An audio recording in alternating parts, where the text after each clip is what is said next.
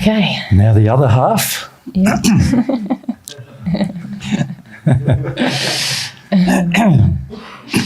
Hello everybody. My name is Charles, and yes, Annette is my other half, and I suppose I'm here to tell you a little bit about my life on Earth. Yeah, because I suppose what we've seen from Annette was a female sort of experience, and then of course you lived at a similar time as she, didn't you? But now you've got sort of a completely different reasons why you became mind dominant. Yeah. It's a good assignment that you gave us today, because I had to take myself back to that time on Earth, and it's such a long time ago now, and I've forgotten memories. Yeah. 500-year-old memories, you see. So it's like hard to remember sometimes, particularly when you're very happy, right? Yeah. And I feel a completely different man to what I was then. So I suppose I should say that the society that I grew up in, I had a much freer life than Annette, but no more emotional, certainly. I was raised in some affluence. But by the time I reached sort of my maturity or manhood, I had no, even before then, I would say as a very small child, I knew that a male persona shouldn't have any feeling. In fact, I would say by the time I was 5 or 6, if you had asked me what I felt, I couldn't tell you. The idea of anyone asking you how you felt as a male would be preposterous. As if that would ever happen. Yeah. I really lived my life on Earth thinking that I didn't have any emotion, it felt like. And that was one of my biggest challenges when I entered the spirit life, was that when I met spirits who, maybe I should rewind a little bit, but jumping ahead, quite a long time. Yes. So I grew. I would have called myself a master of industry on the Earth. I was a success, What kind of industry was it? Sort of shipping and trade and So family fairly wealthy. Yes.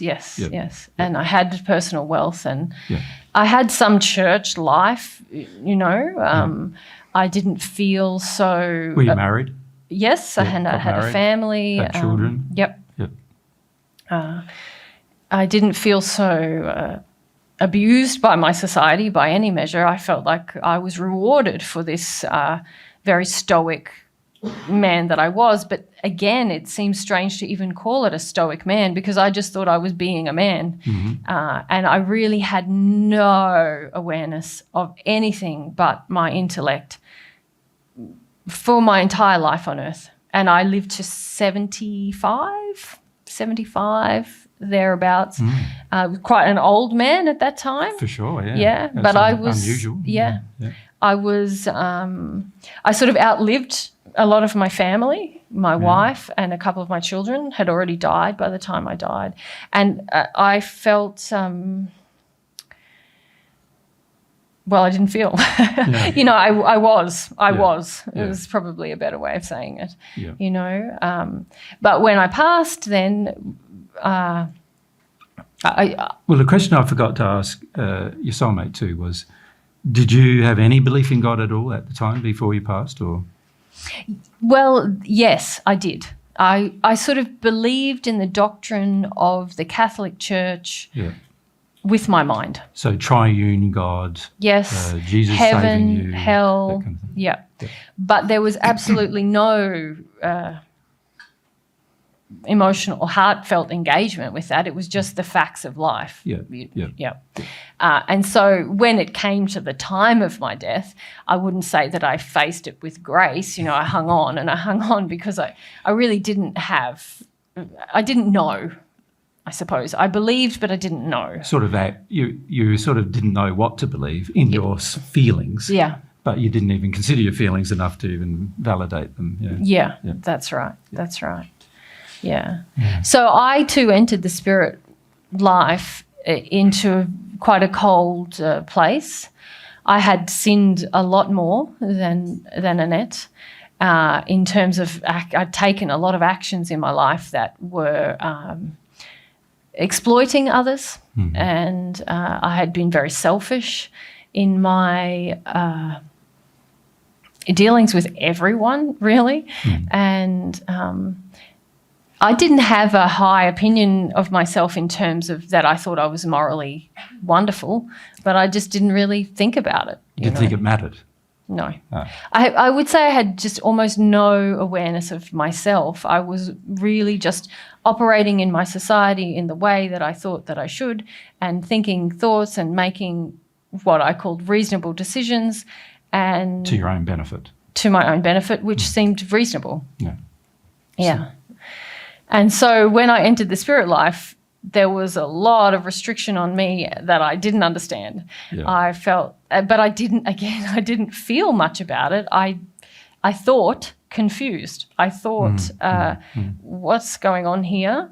I didn't associate where I was with hell because it didn't meet with the priest's description of a fiery place. I wasn't in a fiery place. I was in a cold, damp, smelly place where, there was rats and, it just was yuck. And a big contrast from your rich. That's right. I couldn't palatial home and on earth. Yeah. Eat the food that I was accustomed to eating. I didn't have people bringing me things or looking after me or tucking me in, I had none of that. Yeah. And I just thought, I don't understand, and it took me years actually to really even have my tantrum about that, even have my indignation about that. Yeah. Because I had reached a state of being really very numb.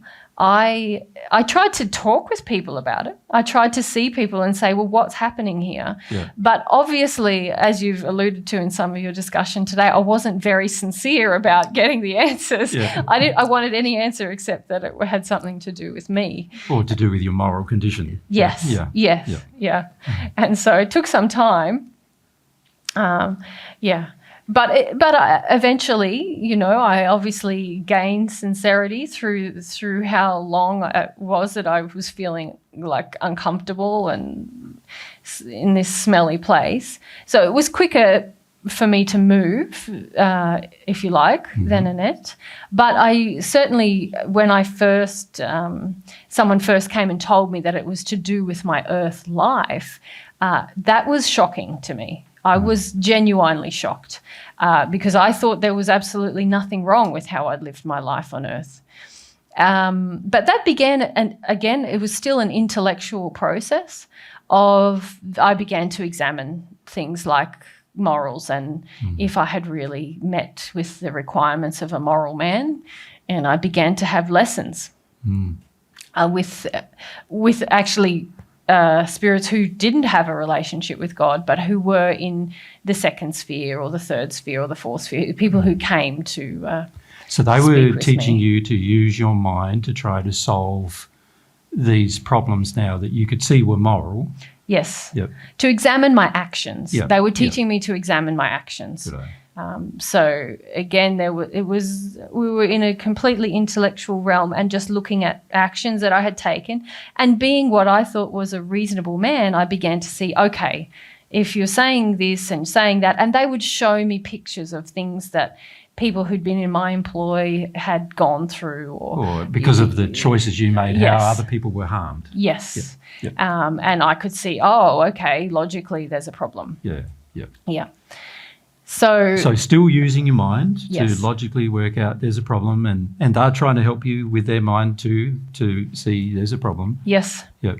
Yes, and actually there was some improvement to where I was. It was very slow, very gradual, but I thought, okay, well, I've got to keep doing this. So at this stage, what sphere were you in? I'm still in the first sphere. And how long have we now covered?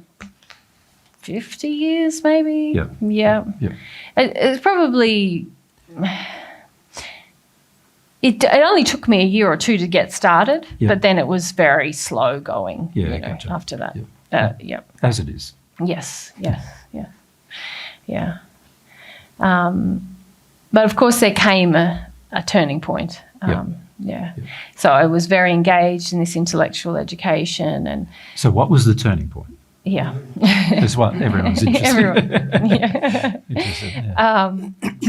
Well, it took a lot for a man like me, or the man that I was. And what happened was that I was having these classes, if you like, I was a student now, and I was being shown different things that happened. And one of the things that I was shown was I had a little girl, my wife had a little girl who died very shortly after she was born. And of course, I wasn't there when it happened, and I was very cold to my wife about the event. I blamed her, and also I thought, well, it wasn't a big deal. It wasn't a big deal, this thing that had happened. And I was shown in the course of these lessons the effect that it had on my wife, but also on the child. And it surprisingly, something stirred in me. It was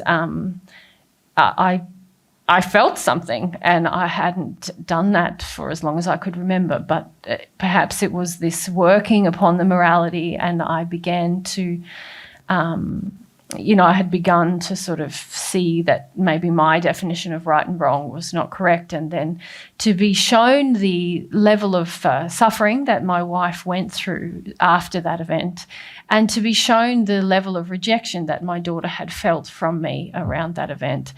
It was quite extreme, and I found myself crying. And that was a very alien thing for me. I couldn't understand what even crying was. And So it'd be the first time you cried for how many years? probably over 100, since I was a small child on earth. Yeah, and it was such an alien thing for me that it really, I almost went into shock. I felt sad. I felt very, very sad. And then I went into shock of what was that and what had happened. But as soon as I had allowed that, I suddenly felt the presence of my daughter near me.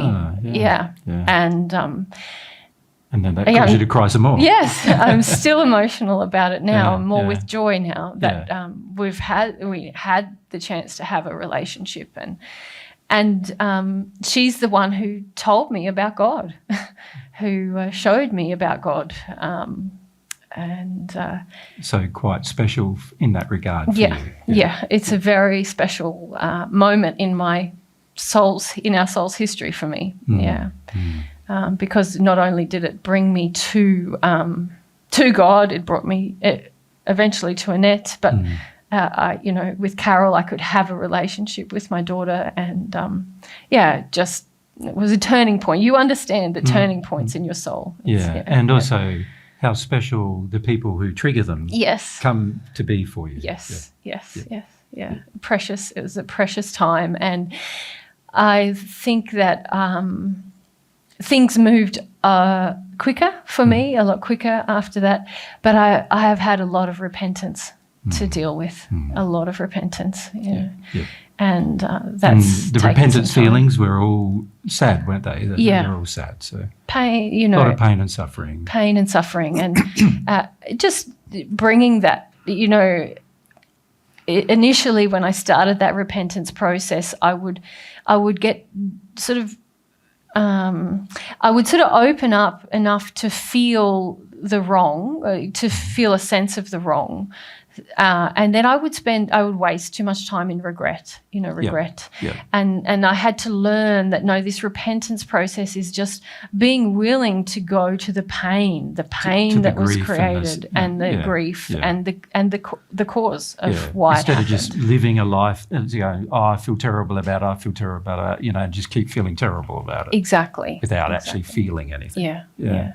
And so, but I felt my relationship with God really just open up through that process, and now God is who I rely on, just absolutely, and trust.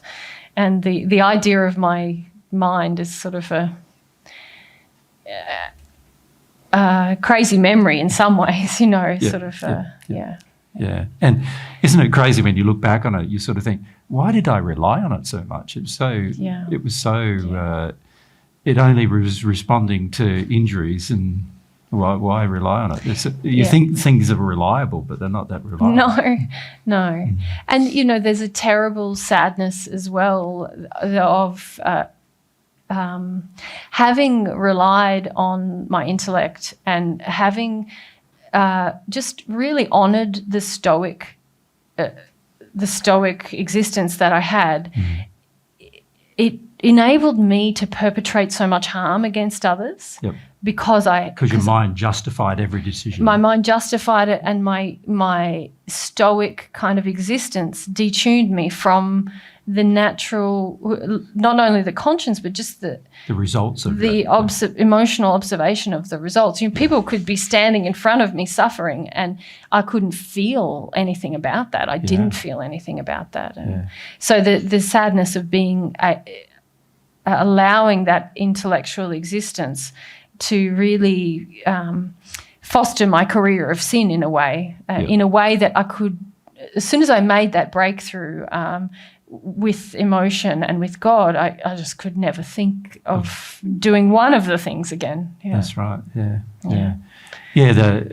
Once you feel that in your heart that it's wrong, that's a lot different, isn't it, than even trying to intellectually analyse whether it's wrong. Yes, when I consider the lessons I was having in the first sphere about right and wrong and morality, that was still very intellectually driven. Yeah. I was attempting to learn, and I was progressing slowly, but the difference between that and the feeling of, when my daughter came and the experience of seeing what my wife went through, the emotional connection to that it just paled in comparison to helping me to understand how wrong how I had been and what I had done was, compared to when I was doing the lessons before, where I could intellectually see something was wrong, but there wasn't the sense that I can never do it again until I'd had that emotional connection. Yeah. All right. Well, perhaps if we can, Charles, just again have a few questions from the audience if they would like to ask you something. Okay. Thanks, Pierre.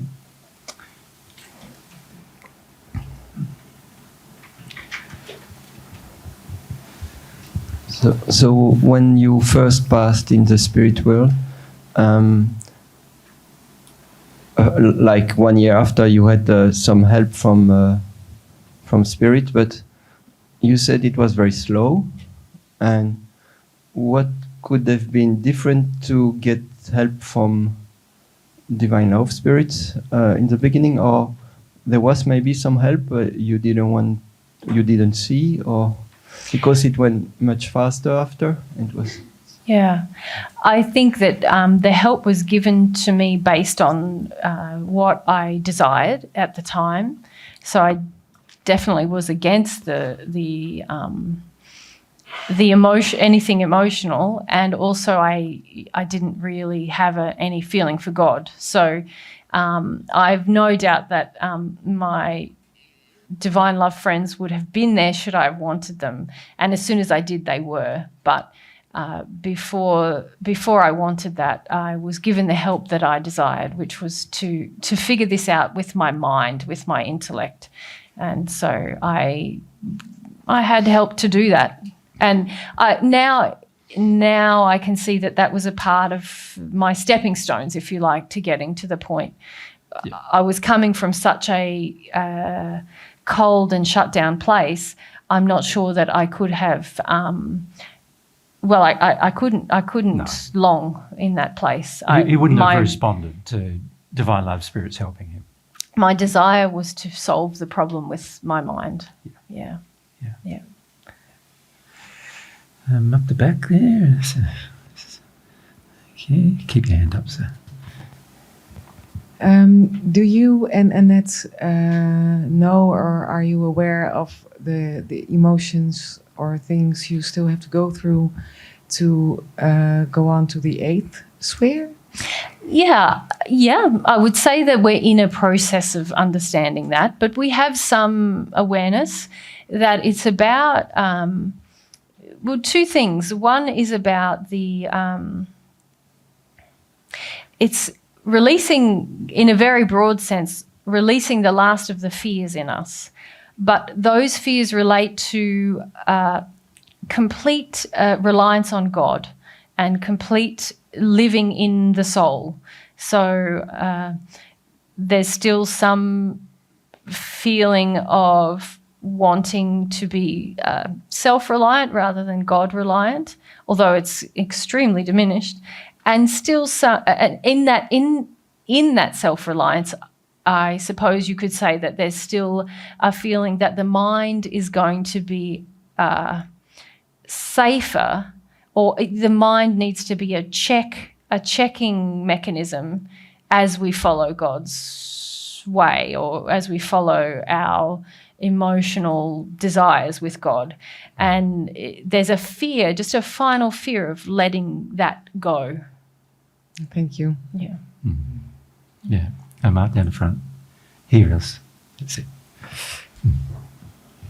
I would like for you to talk about the perception of it being easier to progress in the spirit world versus being on earth. Yeah. Good question. It's Annette and I talked about this as we got this sort of auspicious invitation today, that no, it's not easier in the spirit life, and in some ways, because there is no avenue for I suppose it's a double-edged sword, you could say, in the spirit world. There's no avenue for avoidance. And if you're humble, then that's a good thing. But if you're very much set in your ways, as I was, as Annette was, as most people are when they enter the spirit life, you continue on in this way that you've been, and there's no challenge to it. The beauty of the earth life is that there's people in different conditions of love all around you all of the time. And you have this opportunity to sort of make mistakes, fall down, get up, try again, try something else.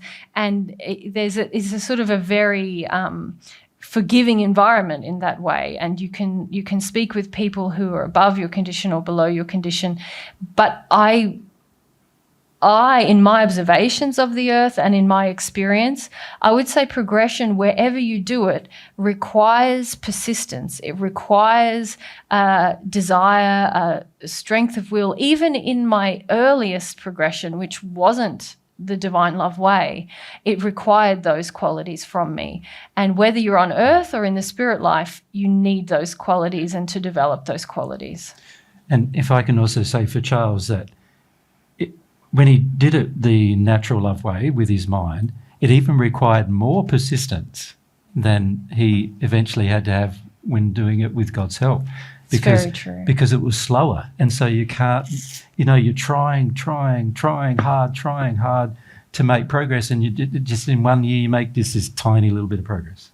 And there's less reward. There's less reward doing it the natural way, because even though your surroundings improve, it's very gradual, and there's not the feeling relief that I wouldn't have called it that at the time because I was so detuned. But once I made that shift, even when I was in the repentance process, of which there was a lot, the relief each time that I engaged that process was very great. And yeah, and that's the same process. I see some people now engaging that on earth as I had to do in the spirit world, and it's the same process. So I would just encourage you all, because the other side of it is when you progress on earth, you start reducing your it's a French word, I can't say it, but you're reducing your tally of sin, if you like, you know, as soon as you start to progress. But for myself, I had 75 years of sin. And then I started after, you know, I still had to deal with that 75 years. If you start now, you start reducing what you have to do, what you have to deal with.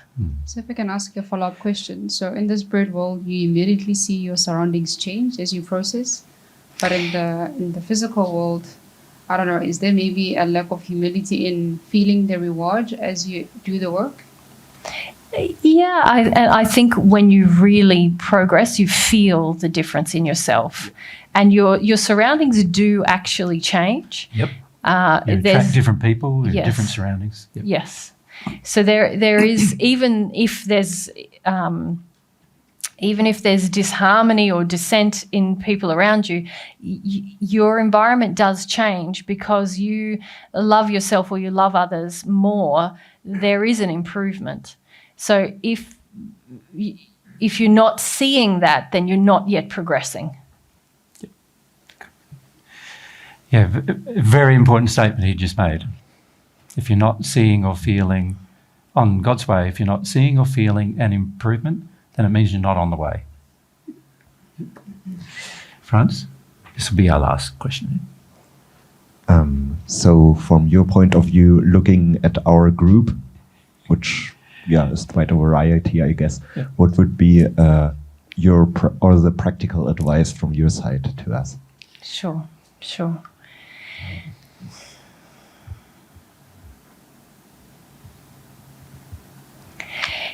I would say that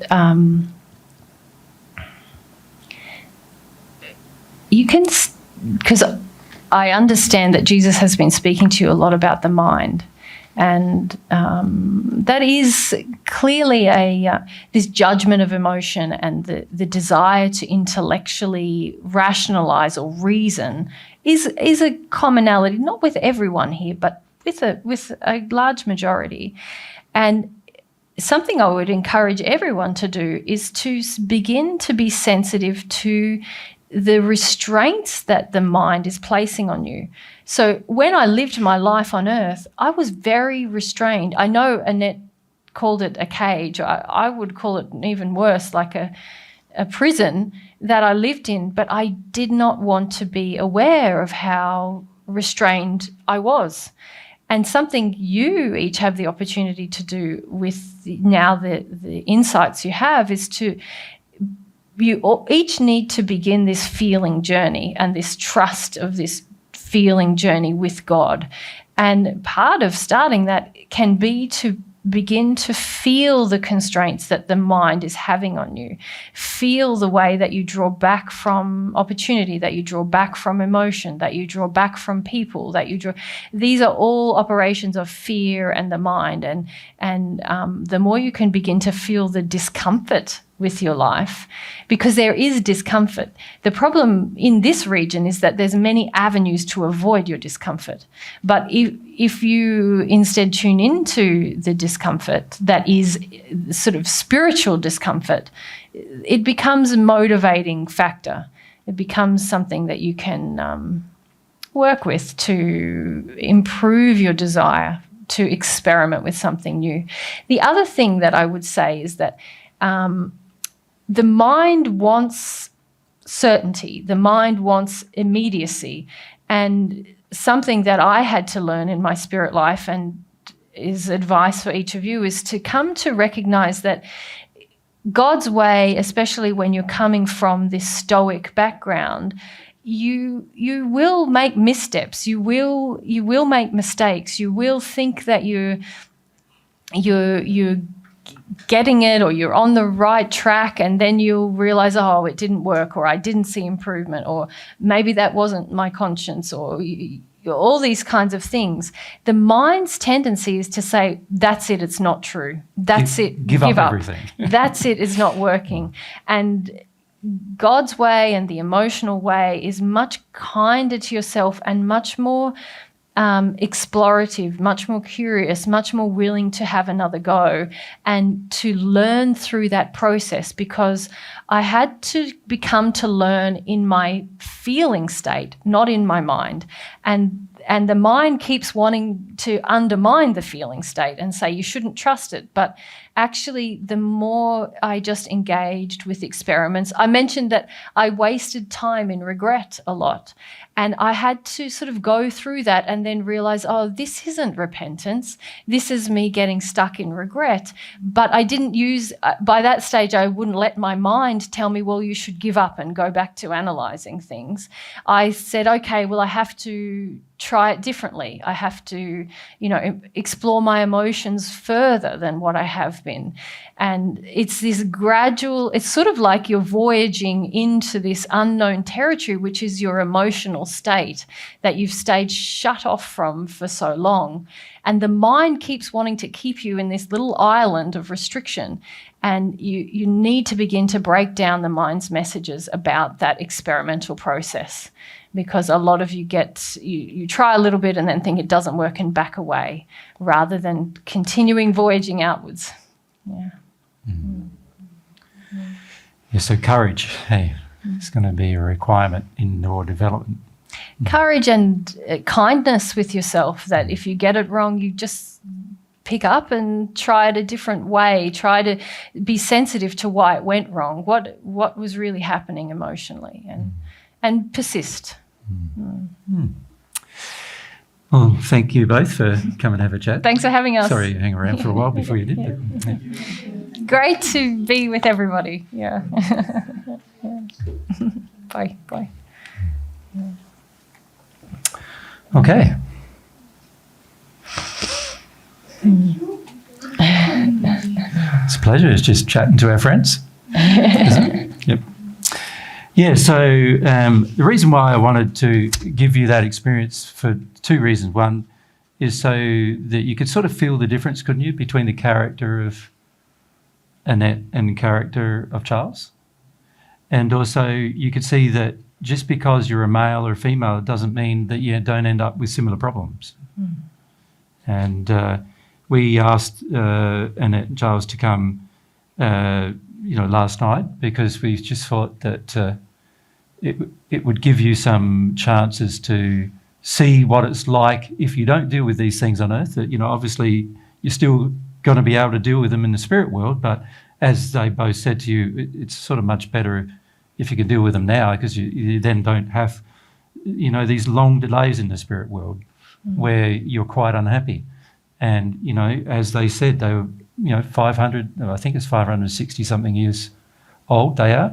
And, a lot of those years were spent in sadness and attunement and not in joy, particularly the first 100 or so for both of them. Yeah. After that, they're pretty happy. They started to be happy. But, it's sad that, most people on earth have to go through, usually finish up going through more than 100 years of hell first before they start to become happy. So yeah. Franz? Just for the understanding, how would you discriminate between regret and true repentance?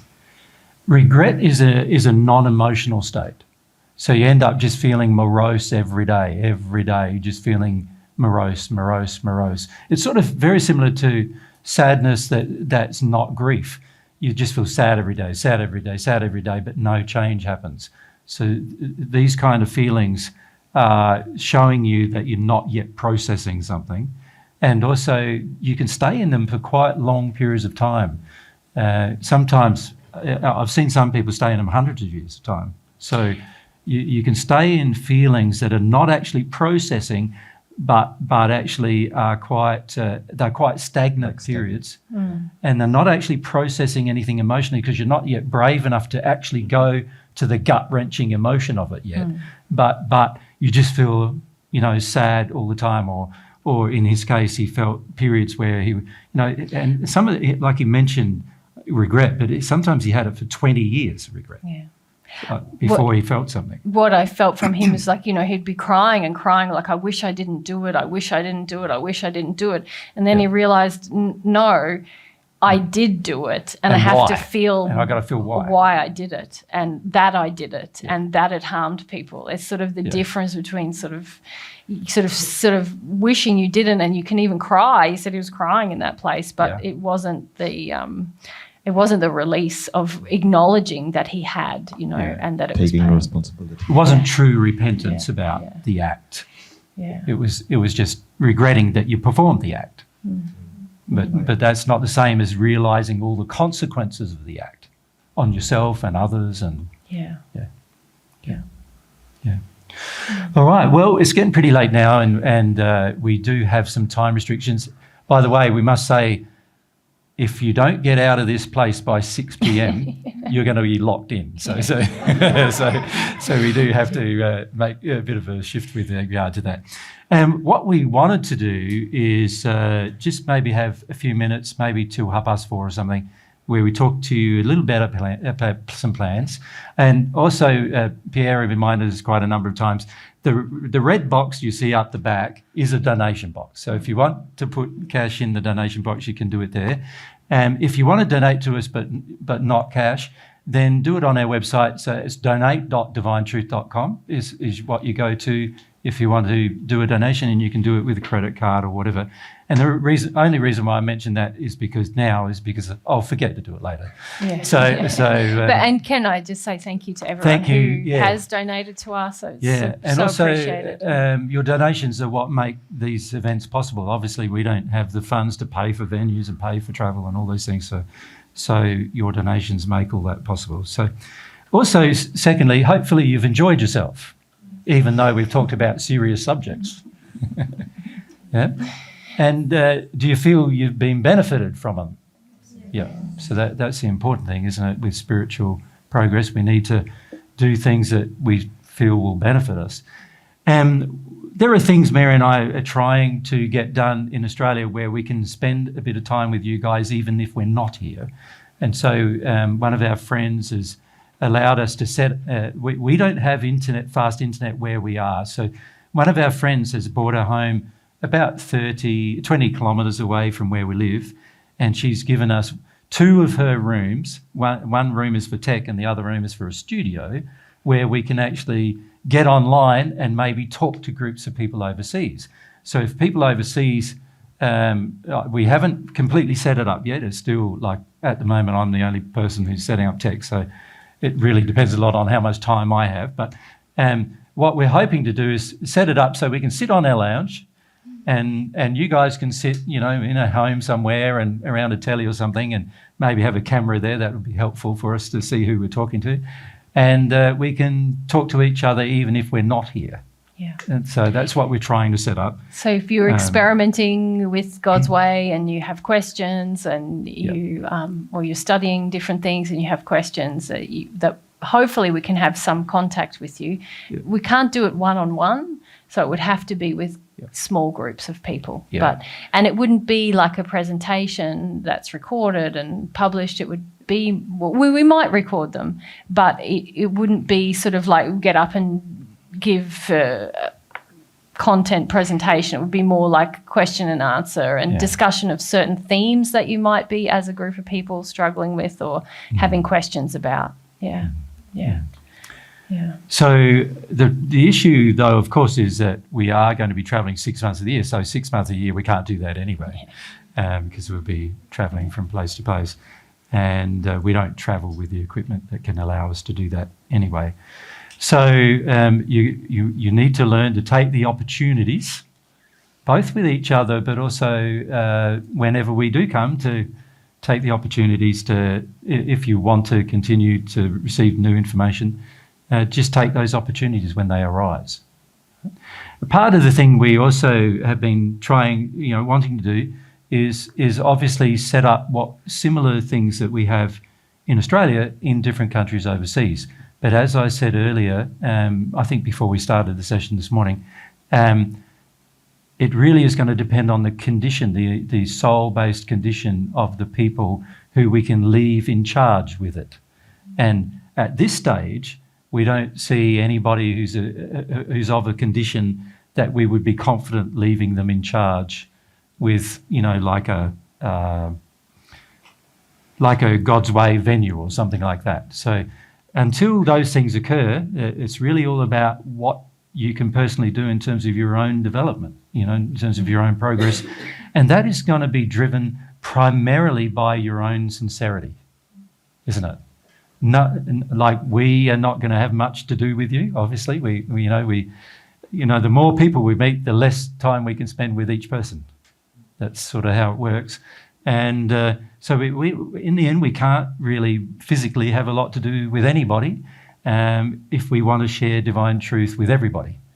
And so it's going to require some diligent personal effort on your behalf. And what I find quite interesting is that most of you may not realise, but in the spirit world, it works exactly the same as that.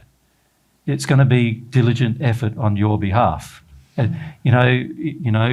you can see, even when Charles was progressing towards the in the natural love way, he had to put in a diligent effort. He had to go to school. He had to learn. He had to find out things. And then when he progressed in God's way, obviously it's very similar, but a bit different, because it's all about learning about your emotions and learning about feelings and developing that relationship with God, but still learning how to do these things. And that's going to require your effort. And there's not much Mary and I can do in terms of ensuring that your effort is sincere. That's going to be your role. That's going to be your desire. So one of the things Mary and I don't want to do is get tied up just helping individuals or groups of people with their personal issues, because we do feel that each of you are responsible to deal with those issues.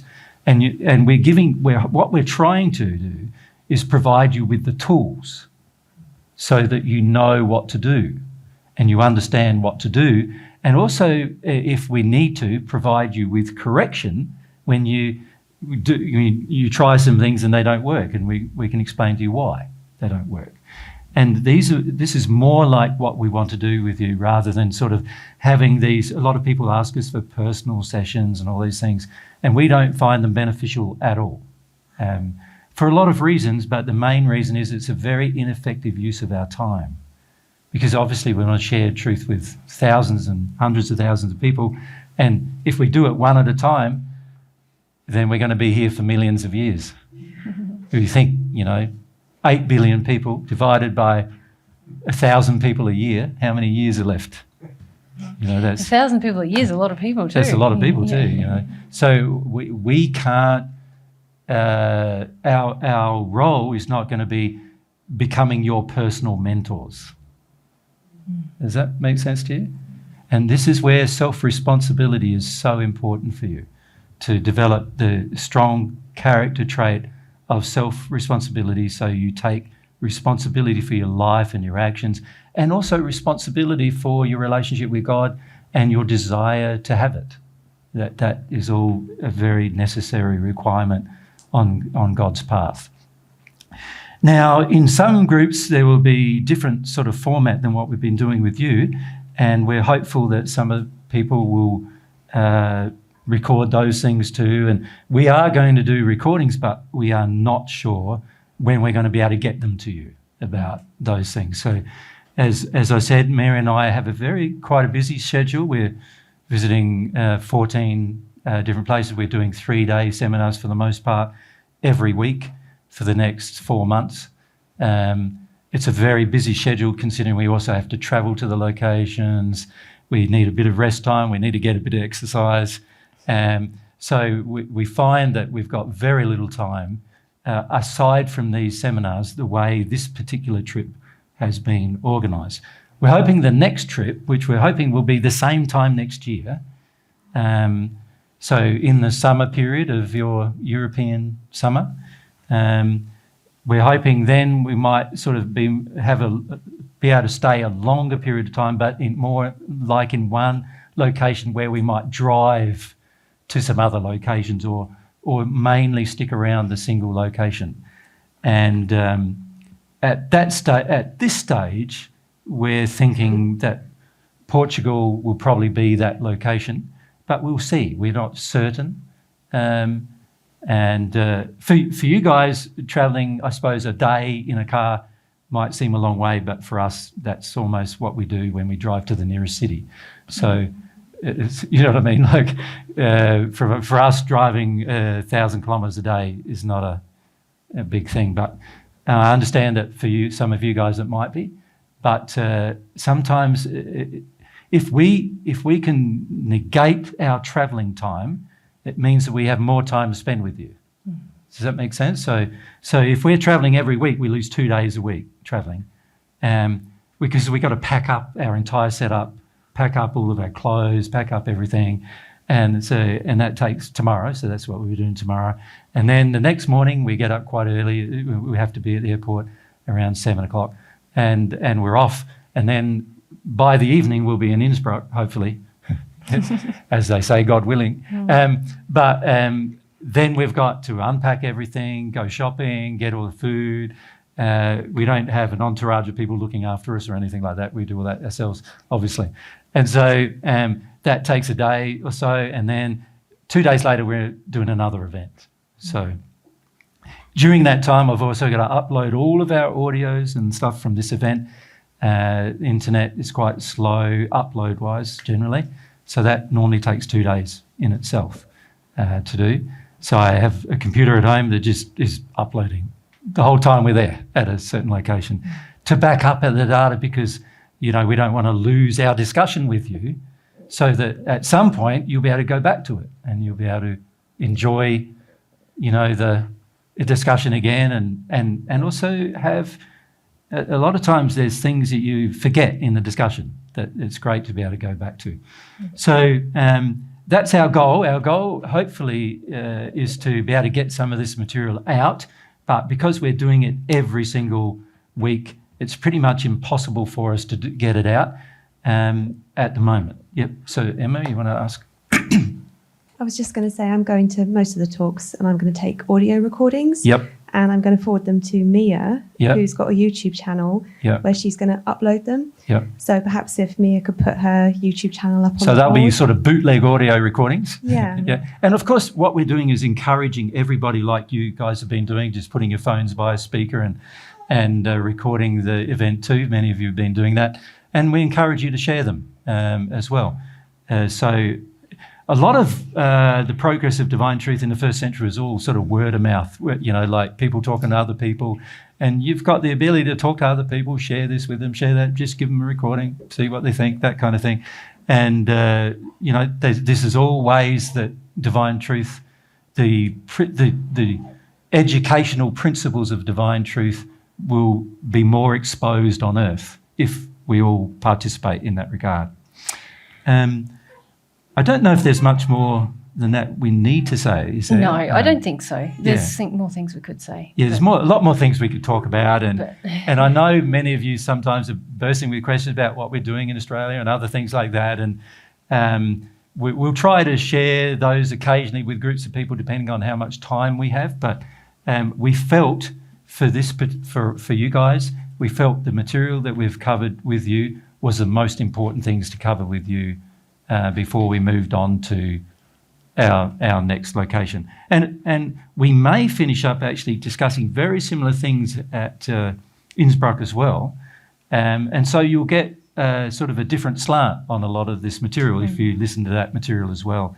And as we go, the discussions you'll find that will be different. The groups are different. The spirit influences of each group are different.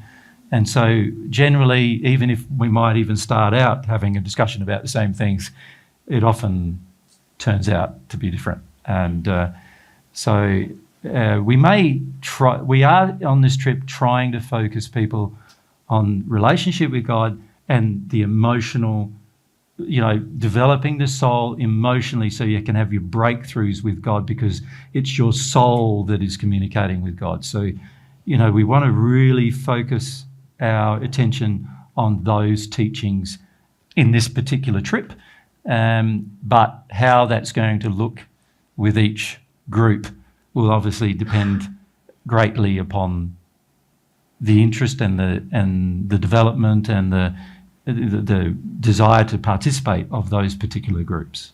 Yeah. Thank you. Yes, I would like to hug you all. Yeah.